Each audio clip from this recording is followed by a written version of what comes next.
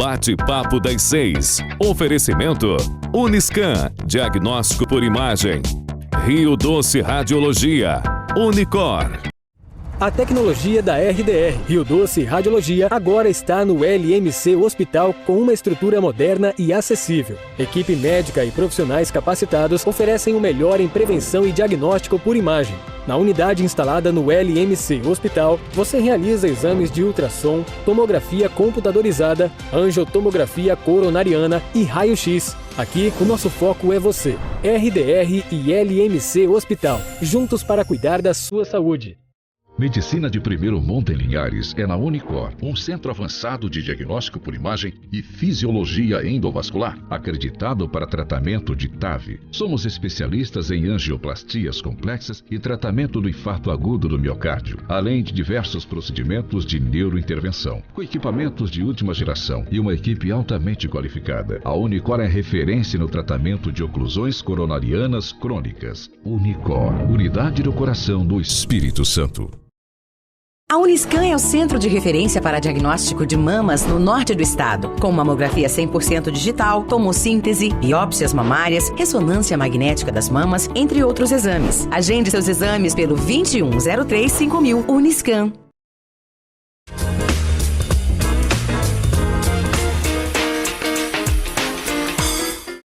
Olá, boa noite a todos, bem-vindos a mais um programa Bate-Papo das 6, a Quinta da Lei, aqui na TV Sim, seu canal do Espírito Santo, essa da Terra, na Rádio Viva FM e no YouTube. Eu sou o Thiago Durão Pandini e apresentando o programa junto comigo a doutora Maria Tereza Marianelli.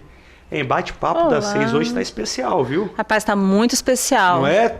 Tem Nossa. Um convidado que é professor de todo mundo, do Brasil inteiro. Eu falo professor nosso, mas não é não. É do Brasil todo, que está aqui dando a honra diretamente de São Paulo, doutor Caio Bartini, professor, coordenador do Damásio, que eu já tive a honra de estudar lá, e advogado. Prazer imenso de tê-lo aqui conosco. Muito obrigado. Prazer, Thiago. Prazer você. Prazer, Maria Tereza. Prazer estar com você aqui, com os demais telespectadores, ouvintes aí da Rede Sim. Já tinha vindo a Linhares? Não, primeira vez que eu vim a Linhares. Já tinha vindo ao Espírito Santo, né? Conheço a belíssima terra do Espírito Santo. Meu pai é nascido em Vila Velha, só que eu não conhecia Linhares. É um grande prazer. Então, eu falo Linhares, tá, doutor Caio? Mas assim, o nosso programa é chique, vai para o Espírito Santo inteiro. Chique. É, chique. Mas aí a gente fala Linhares, que é onde estão as gravações. Gravações ao vivo e às vezes gravado. Tudo faz parte, né, Maria Tereza? Com certeza. Vamos falar um pouquinho, porque tem gente que não é da área jurídica que fica nos assistindo. Né, galera? Tem muita gente que manda mensagem doido para saber tudo que a gente trata aqui. O tema de hoje é direito tributário. Mas eu queria escutar um pouquinho do professor, sua trajetória. Rapaz, minha trajetória dá um livro, cara. Dá um livro? Vou falar da minha trajetória. Dá um livro. Agora, dentro da área jurídica, né, direito... Eu confesso que eu já entrei mais velho no curso de Direito. Né? Direito tinha sido já a minha outra graduação. A primeira graduação que eu tinha feito foi música. Eu toquei na Sinfônica do Estado de São Paulo um tempo. Mas a área do Direito eu entrei quando o pessoal já estava saindo. Né? Geralmente o pessoal sai da faculdade de Direito com seus 22, 23 anos de idade. Eu entrei na faculdade de Direito com 23 anos de idade. E o mais curioso, eu entrei para estudar o direito, para ser professor. Não fiz com o intuito inicial de ser advogado, ser juiz, ser promotor ou qualquer outra forma de operação dentro do direito. Eu fiz o direito para a docência. E assim, eu fiquei feliz durante bastante tempo. Aí eu estou advogado, mas eu sou professor. Então eu me realizo na parte da docência já desde dos meus 27 anos de idade. Bacana. Até mandar um abraço aqui para a doutora Raíza, que falou assim: Thiago, eu amo o professor Caio. Manda um beijo para ele, um abraço. Eu falei, pode deixar que vai estar lá do lado. E ela mandou algumas dúvidas que depois a gente fala também. Com certeza. Então, professor, a gente sabe, né, que o trabalho de vocês, o seu trabalho, né, o trabalho do Damásio, ajudar muitos estudantes de direito a passar na OAB. Né? E na sua visão, quais são os maiores desafios que esse aluno, né, esse bacharel em Direito, vai enfrentar até chegar à aprovação na prova da OAB?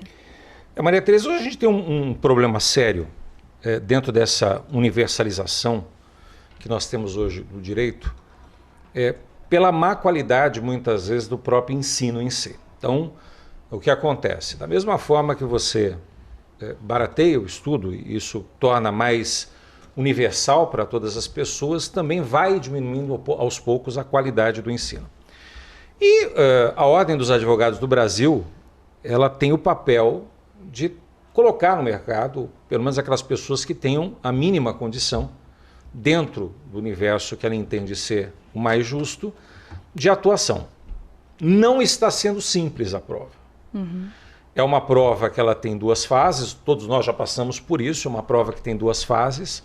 Uma primeira fase objetiva, com 80 questões, o Xzinho, e uma segunda fase dissertativa, com uma peça prático-profissional e 4 questões discursivas. Não é simples, mas o que eu vejo hoje, da maior dificuldade que o aluno hoje, que o candidato tem, por incrível que pareça, é de cunho psicológico. Não é de cunho, muitas vezes, de conhecimento ou porque ele não está estudando adequadamente, mas ele chega na prova e tem aquele travamento, que é muitas vezes natural, e que a pessoa ela vai galgando dificuldade em cima de dificuldade, então ela sua durante a prova, ela tem aquele apagão, como se ela não tivesse estudado absolutamente nada, e a gente sabe que não é isso. A pessoa ela se preparou para aquilo. Então, assim, uma das coisas que eu vejo que o pessoal não está cuidando e tem que se preocupar hoje a cada dia é com a parte psicológica, é com a parte mental. Dizem ainda, os especialistas, que a doença do século XXI são as doenças da mente. A pessoa ela quer se preocupar muito com o corpo, quer se preocupar com várias coisas, muitas vezes um hedonismo exacerbado, mas ela acaba deixando de lado esse cuidado que tem que ter com a parte psicológica. Então é um cuidado que eu, na condição de professor, de coordenador, tenho acompanhado muitos alunos nessa condição. A Maria Tereza, professor Caio, tinha falado do Damásio ser muito focado para a questão da OAB, mas é também para concurso, viu, Maria? Sim. Quando era um concurseiro doido da vida, que ficava lá 12, 13, 14 horas dentro da cabine estudando, inclusive do Damásio na Liberdade. Os cursos focados também para concurso eram assim, excepcionais. São fantásticos. Tanto que a gente até falou aqui de alguns professores, além do Caio, que tem admiração de milhares de estudantes, tem o Simão, não sei se está lá ainda, mas assim, tinham vários outros que são referências em cada matéria. Sim. E, então, assim, é muito bacana a gente ter um curso tão capacitado e no qual eu fiz parte, tanto na parte da advocacia quanto também na época eu estudava para concurso, lá na Liberdade. Bacana. Falando do Damásio, tem a Silvia aqui de Linhares, que tem um Damásio Linhares, que sempre proporciona conhecimento para os estudantes. Eu fiquei sabendo que você está aqui justamente por uma palestra organizada pelo Damásio Linhares. Exatamente. A unidade do Damásio Linhares, que é capitaneada pela Silvia, pelos demais amigos, Fabrício em conjunto, propiciou a possibilidade de eu estar ministrando uma palestra na FACS, e aí em Aracruz, para justamente tratar dos impactos do direito tributário na ESG. Que hoje se tornou, para muitos, algo que é uma novidade, quando se fala em environment, social e governance, na verdade é algo que transforma o ambiental, o cuidado ambiental, o cuidado social, o cuidado de governança corporativa nas empresas, e o que, na verdade, esperar em relação às novidades aí desse exercício financeiro dos demais. Então foi uma grata surpresa vir aqui para a região do Espírito Santo, notadamente aqui em Linhares, Aracruz, para ministrar essa palestra, e sempre capitaneada pela Silvia, nossa amiga e gestora de uma das unidades aqui do Damásio, uma das grandes unidades do nosso curso Damásio. Bacana. Silvia, quando tiver, convida a gente, né, Maria Tereza? Com certeza. A gente quer essas palestras também. Ficamos sabendo, o professor Caio estava aqui, a gente falou, não, já que veio para o norte do estado, tem que passar pelo nosso programa. Que eu agradeço sempre, eu acho isso muito bacana, a TV Sim, a Record News, de nos dar esse espaço para o mundo jurídico. Qual TV aberta que direciona 1 hora semanal para uma grade de direito? Isso é muito difícil. Raro. É raro. É raro. E aqui nós estamos há 4, 5 anos. Já passa tão rápido. Esses dias eu falei para minha mãe, tem 2 anos. Ela já tinha 2 anos, 2019 para 2023, vai ter um pouquinho mais. Então, assim, passa rápido pra caramba. Passa. E nós temos essa oportunidade de levar o direito, de dar essa acessibilidade a muitas pessoas da sociedade que às vezes não tem não consegue esse diálogo tão rico, principalmente no dia de hoje a gente trazendo o professor Caio. Professor Caio, falando do Damásio, como é que conseguiu? Eu já fiz parte de vários cursos. Não vou falar o nome dos outros não, porque a maioria já quebrou. Eu sou meio velho, então, assim, esses outros não conseguiram ficar no tempo. E o Damásio cada vez mais forte, levando tecnologia e continua abrangendo o país inteiro. Olha só, o Damásio é o curso preparatório para concursos, para o OAB e hoje pós-graduação, curso de extensão mais antigo do país. É um curso que tem mais de 52 anos de existência. Eu tive a grata honra e a surpresa de ter sido contratado pelo próprio professor Damásio. Quando se fala em longevidade, principalmente nesse mundo jurídico em curso preparatório, você tem que aliar 2 fatores. O primeiro é a qualidade do produto que você oferece. Então o Damásio ele tem uma tradição, já de muito tempo, de tentar colocar nos seus quadros professores que têm a maior qualidade em cada uma das suas respectivas disciplinas. Aqueles que já estudaram no Damásio, que estudam no curso Damásio, podem falar sobre isso, né? Então nós temos pessoas realmente extremamente qualificadas em cada uma das respectivas disciplinas. Tirando tributário, que não é muito bom, mas assim, o resto é muito bom nesse sentido. E uma coisa que o Damásio também tenta é trabalhar com a tradição em conjunto com a inovação. O Damásio ele iniciou, por ser o primeiro curso preparatório do país, o Damásio iniciou de forma analógica. Então ele era um curso que ele começou de forma presencial, depois ele migrou para uma questão dentro da universalização do ensino para o satélite, e do satélite foi para o streaming.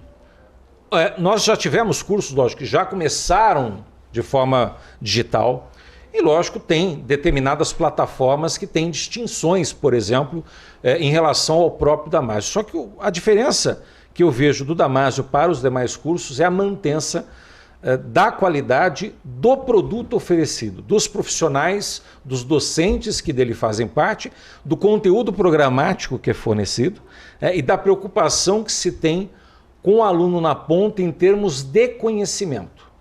Quer dizer, não adianta você ter a maior estrutura em termos de plataforma digital, ser extremamente intuitiva, se o produto ele não é de qualidade na informação. Para aquele que estuda para concurso público, você que foi concurseiro há muito tempo, você sabe que a maior certeza que você tem que ter para você realizar um bom concurso é que aquela informação que você obtém, ela é uma informação extremamente confiável, atualizada e principalmente didática.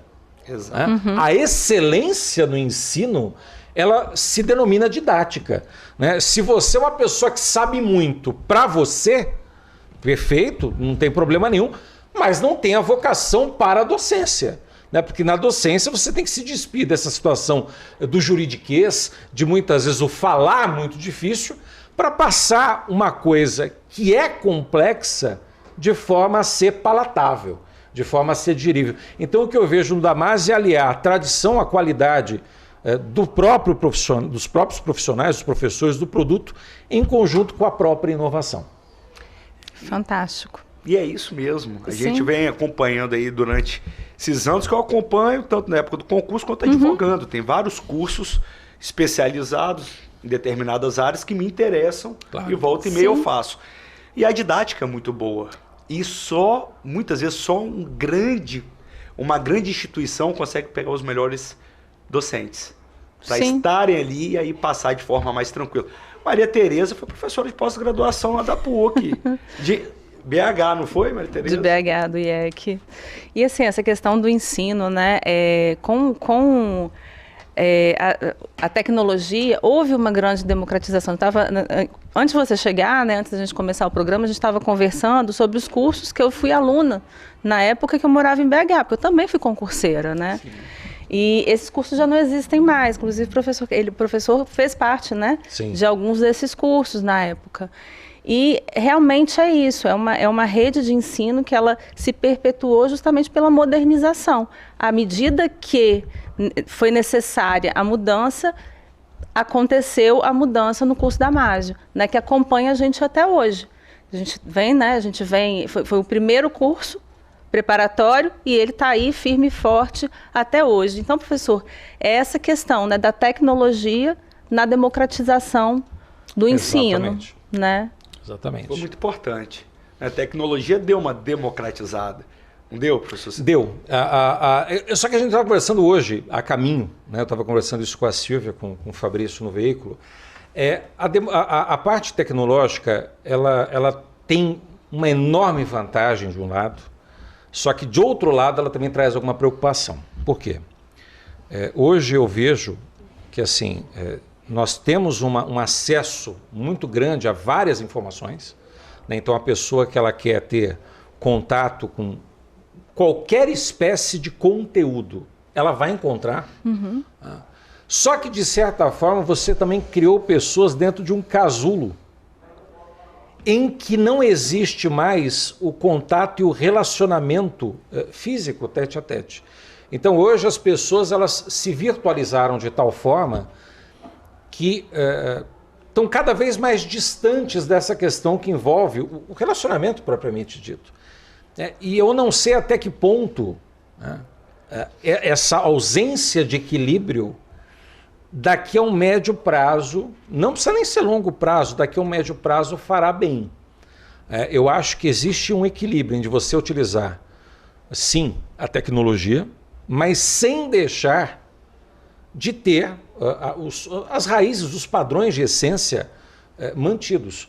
Hoje, por exemplo, e vocês sabem, principalmente na área do direito, é muito diferente você conversar com um cliente pessoalmente, tratar de um assunto pessoalmente, do que tratar numa reunião virtual. Da mesma forma, muitos alunos eles acabam tendo, principalmente aqueles que já nasceram na questão tecnológica, já têm mais facilidade, mas aqueles que ainda se perpetuam, têm aqueles sonhos de mantença, de continuidade, querer passar, seja na OAB, seja um concurso, ele tem uma grande dificuldade, por exemplo, na ausência de cursos presenciais. Então o que eu vejo a tecnologia ela é fabulosa para 95% de tudo que a gente precisa. Só que nós temos que ter o cuidado de não perder essa essência do contato, que principalmente para aquele que atua dentro da área jurídica é fundamental. O profissional do direito ele atua com retórica, com oratória, com a parte escrita e principalmente com o contato que ele tem, seja com o juízo competente, com o membro do Ministério Público, com o membro da Defensoria, com o membro da Procuradoria, mas há uma necessidade de ter esse contato também direto, que essa faz uma grande distinção também nesse tipo de atuação nossa. Verdade, eu lembro a questão até hoje, né, a Justiça do Trabalho tinha grandes debates sobre o trabalho remoto e o trabalho presencial, que o remoto tinha suas vantagens, mas essa falta de conexão entre pessoas também levava muitas vezes a uma depressão, muita solidão, a família não conseguia distinguir um momento que está no trabalho ou que você está ali relaxando. Então isso leva para os estudos também. Né? Se você de fato ficar só em casa, só estudando e vendo tudo ali pelo seu computador, você começa a ficar isolado. E esse isolamento ele é extremamente prejudicial, principalmente na questão que envolve o psicológico, que tem que ser muito forte para esse tipo de estudo, porque uma forma, passar no concurso, passar na OAB é muito solitário, porque é você por você. Ninguém vai chegar e fazer a prova por você.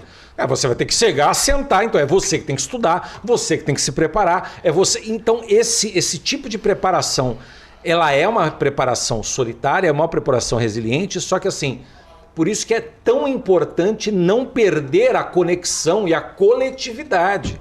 Né? Muitas vezes a gente fala isso, a pessoa ela é tão bitolada em querer passar na OAB, tão bitolada em querer passar no concurso, que ela tão somente ela esquece que aquilo é um meio para se alcançar um fim maior. Né? E não é um fim em si mesmo. Tem pessoas que entram, conforme você colocou, Tiago, entram numa fase tão pesada de depressão que ela não consegue depois sair disso, e sem ajuda profissional. Então, assim, é um cuidado que a gente tem que ter. Então, por isso que eu falo, a tecnologia ela é fundamental para a gente. Afinal de contas, se você está nos assistindo hoje, isso é devido à tecnologia. Se você tem essa informação até em tempo real para você, seja nas plataformas da internet, do YouTube, isso é devido à tecnologia, mas a gente não pode esquecer dessa importância que tem do contato humano, do contato físico. Exato. Até mesmo que na hora que você vai fazer a prova e para os concurseiros ou quem está para a OAB, milhares de pessoas estarão no mesmo local que você. E aí não adianta se desesperar, você tem que já estar um pouquinho habituado ambientado, a outros estudantes, a conversar, e etc. os grupos de estudo presenciais mesmo, né? Eles são muito ricos. As discussões onde que os debates que você tem, até a entonação de voz da pessoa muda, né? Concurso público, você vai passar por uma fase oral.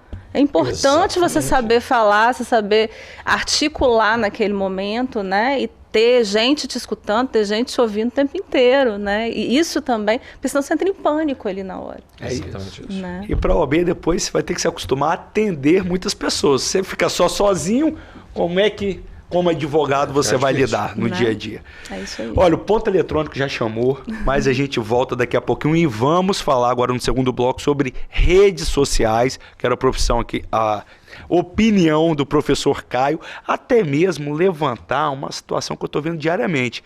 Tem juízes aí todos os dias pedindo exoneração da carreira por não conciliar a sua vida na rede social com a sua profissão, com a magistratura. A gente volta daqui um minutinho. Fiquem todos aí. Se tiver qualquer pergunta, é só mandar 996224547.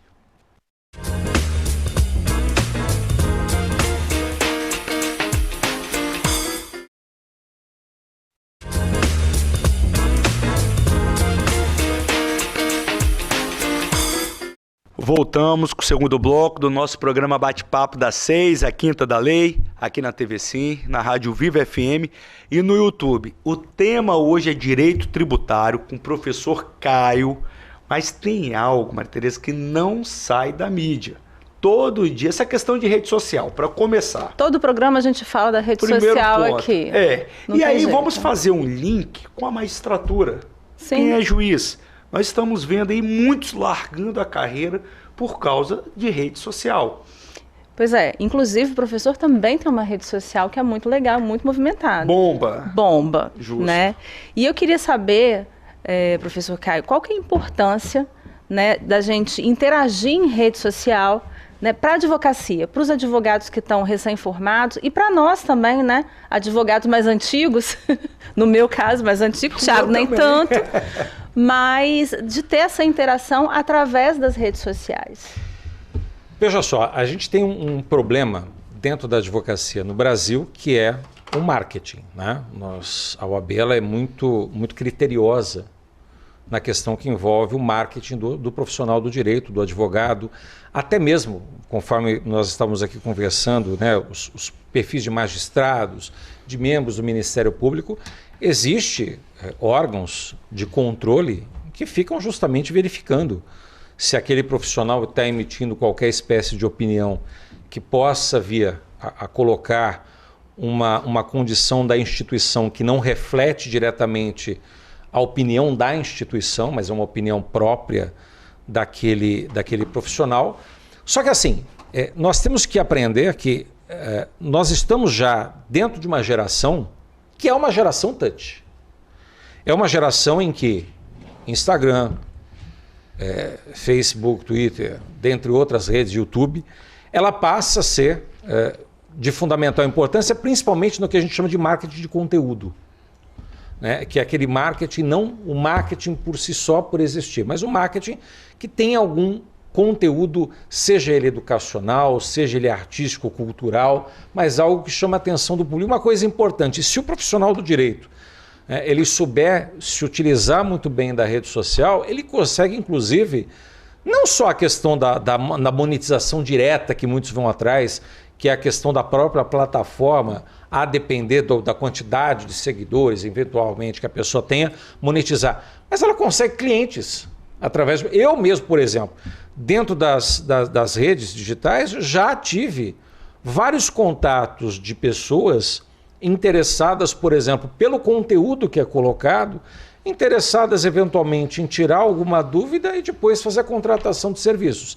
Então, é importante? É importante. Só que é aquela coisa, precisa ser dosada, né? Porque tem pessoas, né, e como tudo tem que ser um equilíbrio no nosso tempo, tem pessoas que acabam perdendo muito tempo se utilizando da rede social e acaba procrastinando outras coisas, outros afazeres que vem a ter, né? Tanto que nós temos aí pessoas que, seja na área de estudo, trabalho, que elas acabam até mesmo hoje limitando a quantidade de horas. Ela fala, olha, o máximo que eu vou ficar na rede social é 1 hora, 2 horas, mais do que isso, porque a pessoa já chegou a um ponto que ela estava ficando diuturnamente ligada na rede social.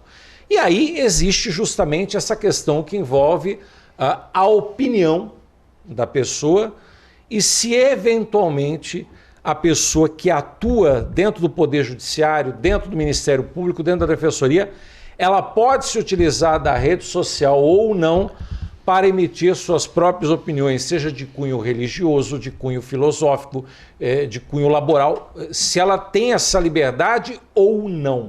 Então ela começa até mesmo hoje a afetar essa questão do próprio direito de liberdade, expressão, dentre outros, dentro das redes sociais.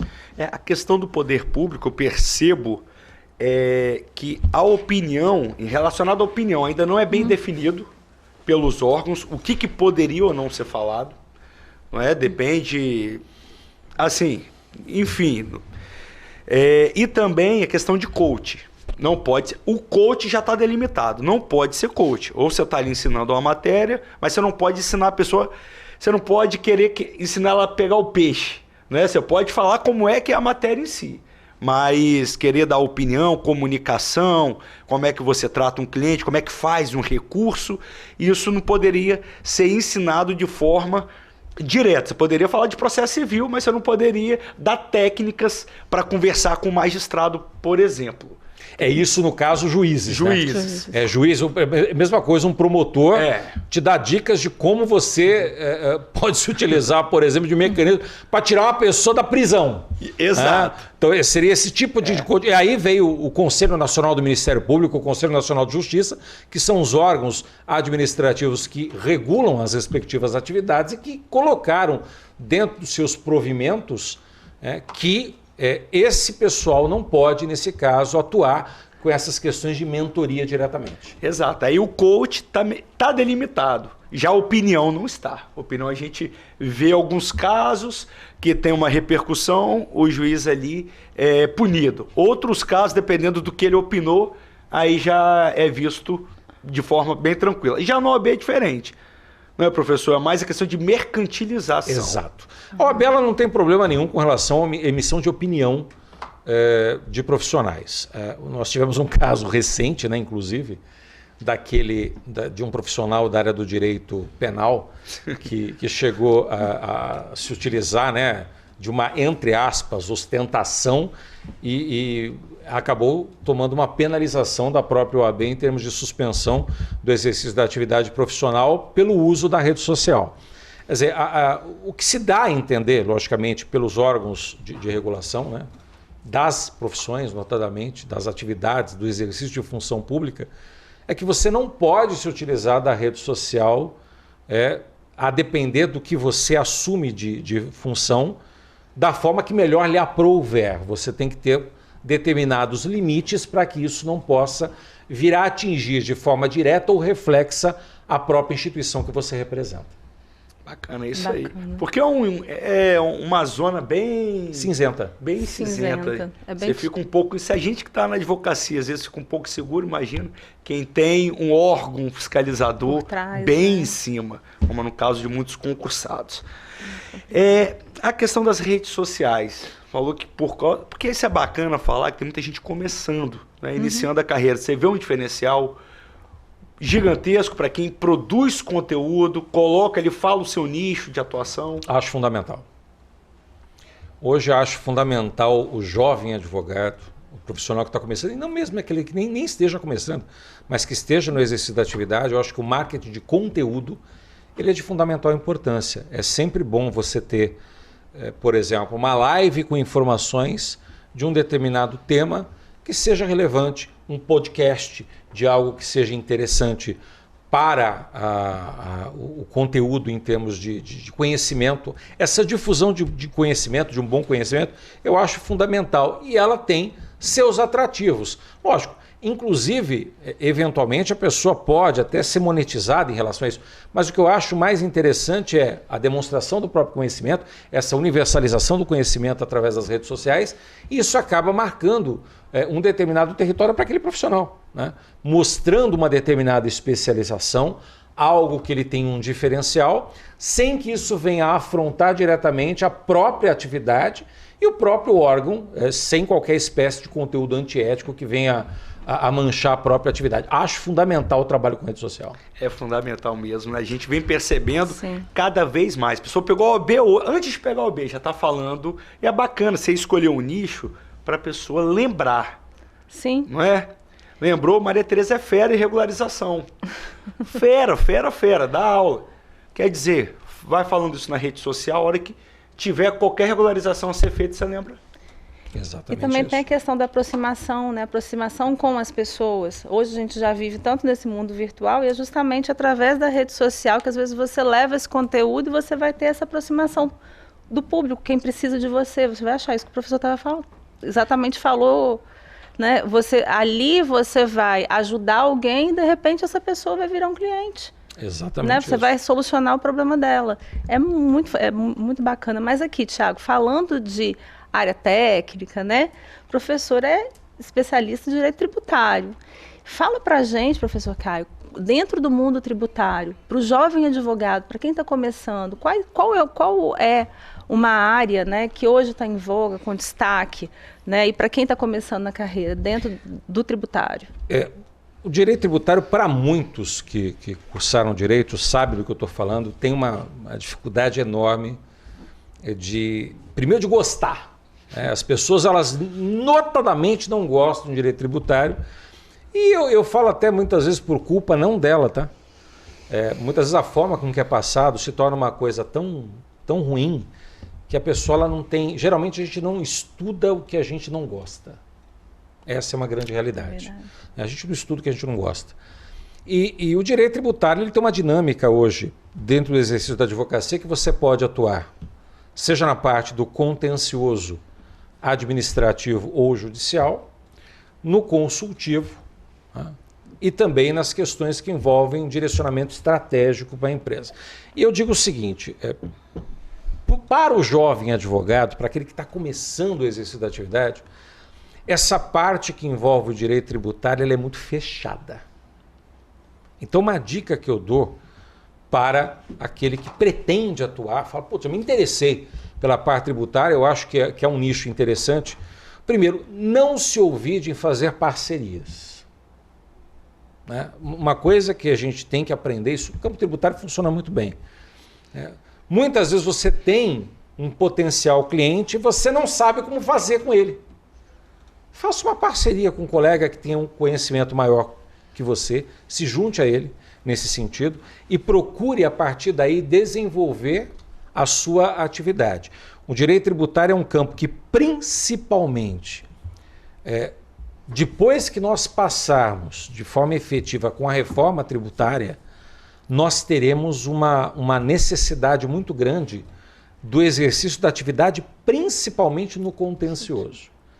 Vai aumentar sobremaneira questões do contencioso na área tributária, por algumas questões que foram colocadas nesse ambiente de reforma tributária. Então, para o jovem advogado, para aquele que pretende atuar com tributário, primeira coisa que eu indico tenha a possibilidade de fazer parcerias estratégicas, é o primeiro ponto. Segundo ponto, procure entender matérias que sejam correlatas ao exercício da própria atividade que você vai atuar. O direito tributário, óbvio que ele pode ser feito com pessoa física, natural. Mas o direito tributário, a maior demanda é com empresários. Se você senta para conversar com um empresário, ele vai colocar um posicionamento a respeito de uma operação societária e você não sabe o que é uma operação societária. Se ele faz uma questão que envolve um ambiente que ele atua sobre licitações e contratos administrativos, ele está com problemas fiscais. Você fala, cara, não lembro. Mas... Veja, não existe segunda impressão. Lembre-se sempre disso. Não existe segunda impressão. Você não vai ter uma segunda chance de causar uma boa primeira impressão. Então o que você tem que fazer é se preparar, e por isso que eu falo, faça parcerias estratégicas para que você tenha força quando você for conversar, abordar, mas assim, você tem um universo muito grande de atuação com tributário. As pessoas têm uma noção que tributário só serve para trabalhar com grandes empresas. É um ledo engano. Você tem um universo gigantesco de atuação com tributário de microempresas, de empresas de pequeno porte, principalmente nas áreas que você tem aqui, que tem a força do agronegócio. A parte que envolve tanto o produtor rural, quanto aquele que trabalha com a agroindústria, quanto o agronegócio propriamente dito, você tem uma grande gama de oportunidades que envolvem a tributação sobre o agronegócio. Então, assim, busquem um nicho dentro do teu ambiente, daquilo que você pode explorar dentro do teu território. Se você está em Goiás, não adianta você se especializar em direito marítimo. Exato. Vamos trabalhar com direito marítimo. Jura, por Deus? Não, mas eu tenho uma grande vocação para isso. Então você acha que você está no local errado.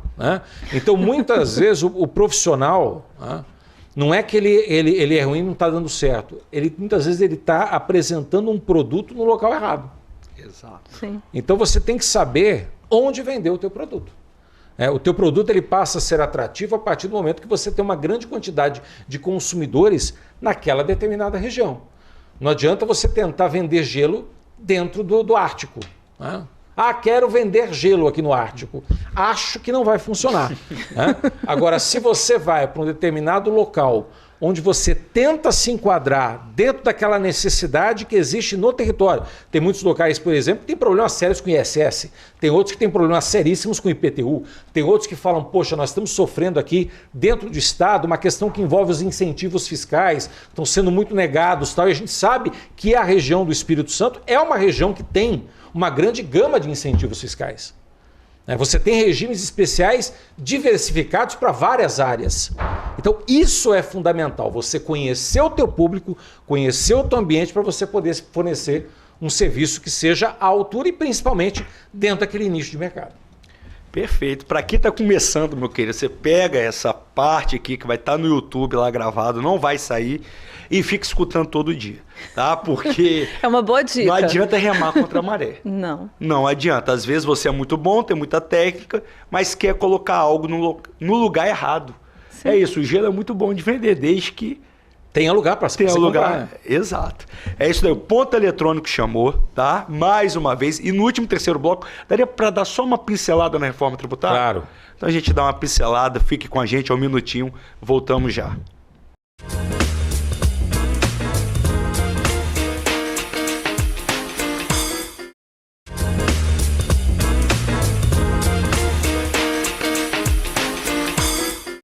Voltamos com o nosso terceiro e último bloco do programa Bate-Papo das 6, a Quinta da Lei, aqui na TV Sim, na Rádio Viva FM e no YouTube. O tema de hoje é direito tributário, mas foi muito rico. Quem começou a ver agora, depois pega todo o programa que a gente fala de forma bem específica para quem está começando. E aí não serve só para advogado não, qualquer área. O professor Caio aqui falou, serve para todas as áreas. Falamos também de redes sociais, aí já no mundo jurídico. E agora, Maria Tereza? Um tema muito importante. Exato. A gente terminou o segundo bloco pedindo justamente ao professor Caio para dar uma pincelada na reforma tributária, que vai mudar, e muito o que a gente conhece até hoje. Conta pra gente, professor. Muito bem. Olha, desde que a Constituição de 88 entrou em vigor, em 5 de outubro, já se fala em reforma. Tanto que nós tivemos, no período de 5 anos após a vigência da Constituição, a possibilidade, nos atos das disposições constitucionais transitórias, de se criar as emendas constitucionais de revisão. Então, entre os anos de 93 até 94, nós tivemos 6 emendas de revisão. E a emenda número 3 de 93 já começou a fazer grandes mudanças na questão tributária. Então, desde lá, se fala em reforma. E por que se fala em reforma? Primeiro, existe um grande equívoco em pensar que reforma tributária, num primeiro momento, vai diminuir carga de imposto. Não vai. A tendência, inclusive, é aos poucos, para determinados nichos, determinadas classes, até aumentar a tributação. A reforma ela serve principalmente como um instrumento de simplificação no atendimento de exigências fiscais em matéria tributária. Para que vocês tenham mais ou menos uma noção, a média mundial de países desenvolvidos gasta em torno de 200 horas ano para o atendimento de exigências administrativas vinculadas à arrecadação e fiscalização de tributos no geral. O Brasil gasta em torno de 1.500 horas ao ano.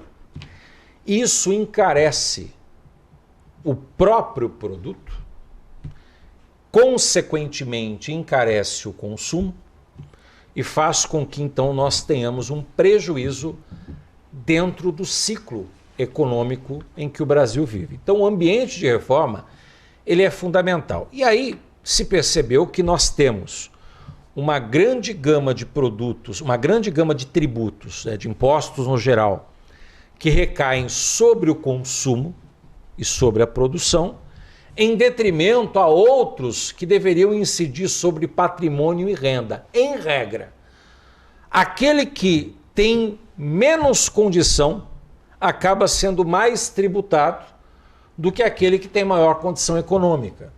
Porque se a minha concentração maior de tributos é no consumo, não são apenas pessoas abastadas que consomem. As pessoas de baixa renda, as pessoas que têm o seu rendimento médio também precisam consumir.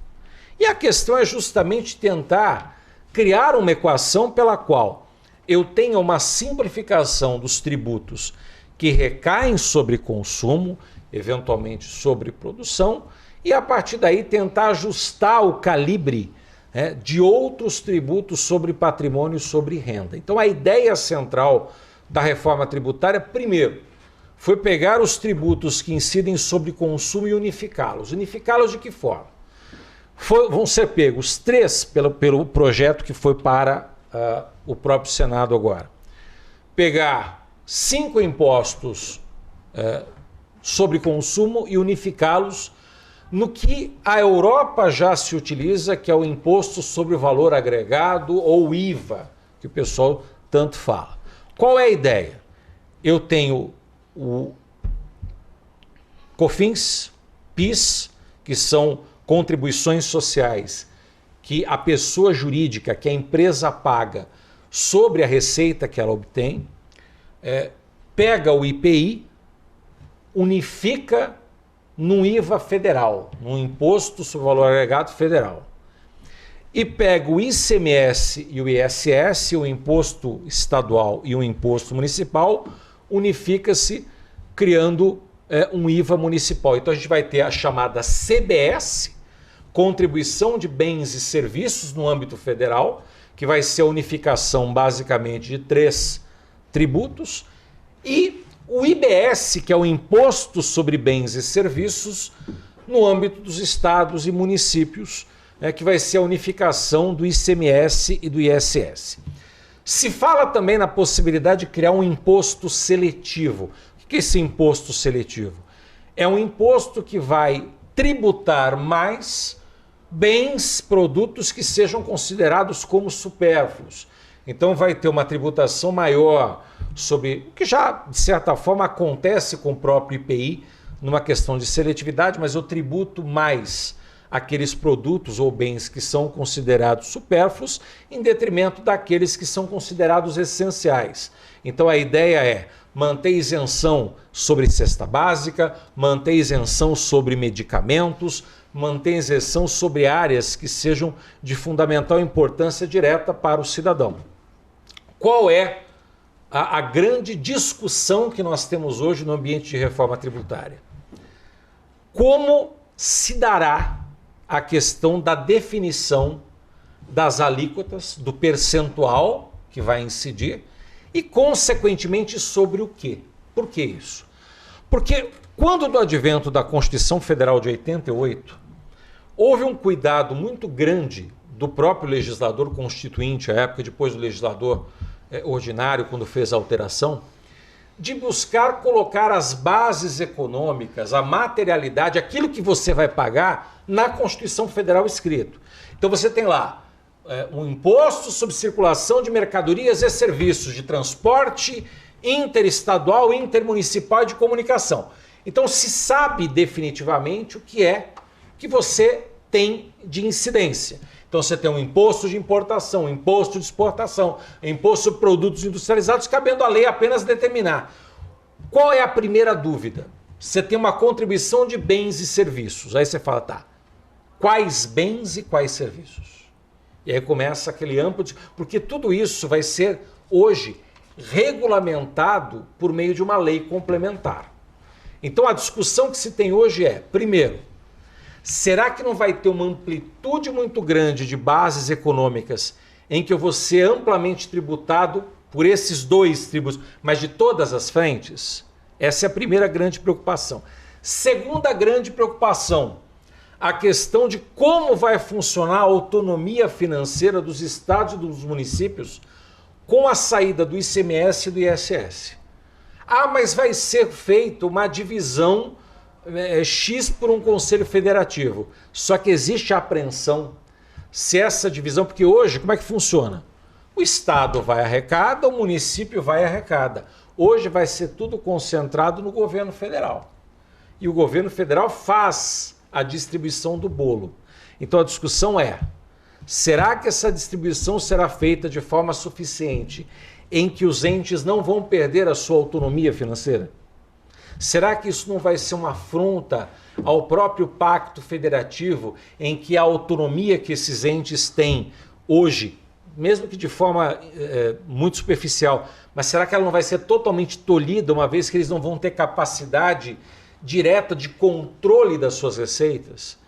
E existem determinadas outras situações que são colocadas em outros tributos que também estão gerando uma discussão. Por exemplo, está se colocando na Constituição Federal, com o projeto que tem de emenda constitucional, que o próprio poder, nesse caso executivo municipal, o prefeito, ele vai poder, por exemplo, atualizar a base de cálculo do IPTU, né, por meio de decreto, sem a necessidade de lei, desde que o decreto ali tenha as condições colocadas pela... Ou seja, você dá uma ampla abertura de possibilidade do próprio executivo municipal mudar os critérios de tributação e de cálculo do IPTU, o que tem um grande receio dos 5.570 municípios espalhados no país, de você ter um aumento significativo também no valor do IPTU.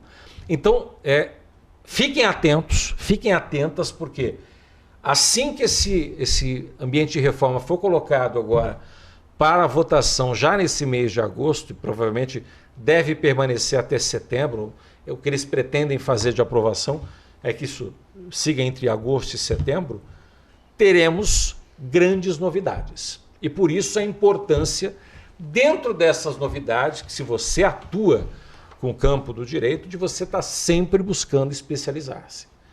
Não se concebe mais uma pessoa que ela acha que ela fez muito porque ela já fez a graduação e está muito bom. Eu já fiz muito porque eu já passei na OAB, está ótimo. Meu querido, minha querida, você escolheu uma atividade que, goste você ou não, você vai ter que, para você ser um profissional qualificado e ter um diferencial no mercado, você vai ter que se qualificar o resto da sua vida.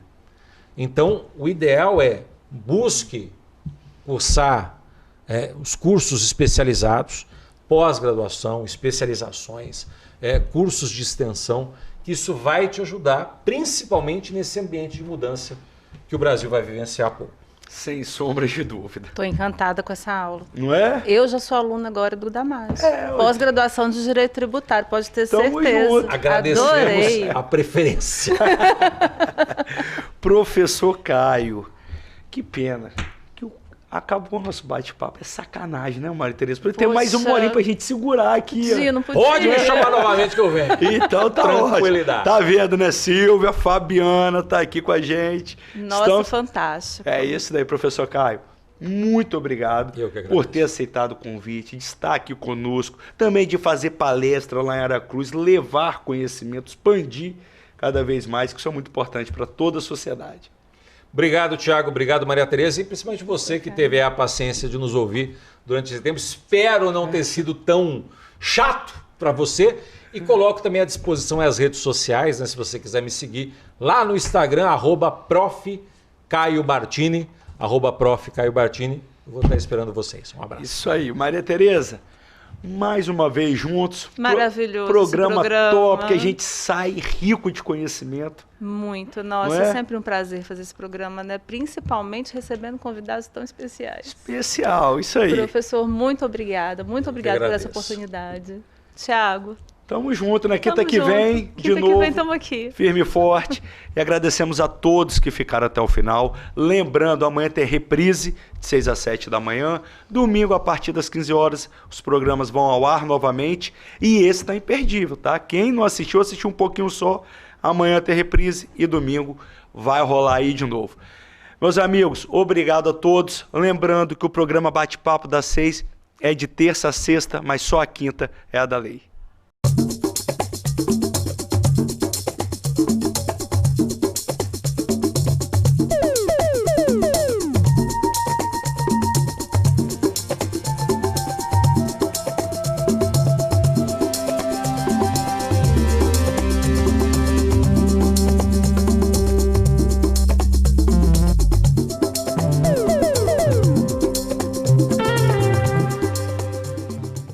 Bate-Papo das 6. Oferecimento Uniscan, diagnóstico por imagem. Rio Doce Radiologia. Unicor. A tecnologia da RDR, Rio Doce Radiologia, agora está no LMC Hospital com uma estrutura moderna e acessível. Equipe médica e profissionais capacitados oferecem o melhor em prevenção e diagnóstico por imagem. Na unidade instalada no LMC Hospital, você realiza exames de ultrassom, tomografia computadorizada, angiotomografia coronariana e raio-x. Aqui, o nosso foco é você. RDR e LMC Hospital, juntos para cuidar da sua saúde. A Uniscan é o centro de referência para diagnóstico de mamas no norte do estado, com mamografia 100% digital, tomossíntese, biópsias mamárias, ressonância magnética das mamas, entre outros exames. Agende seus exames pelo 2103-5000 Uniscan. Medicina de primeiro mundo em Linhares é na Unicor, um centro avançado de diagnóstico por imagem e fisiologia endovascular, acreditado para tratamento de TAV. Somos especialistas em angioplastias complexas e tratamento do infarto agudo do miocárdio, além de diversos procedimentos de neurointervenção, com equipamentos de última geração e uma equipe altamente qualificada. A Unicor é referência no tratamento de oclusões coronarianas crônicas. Unicor, unidade do coração do Espírito Santo.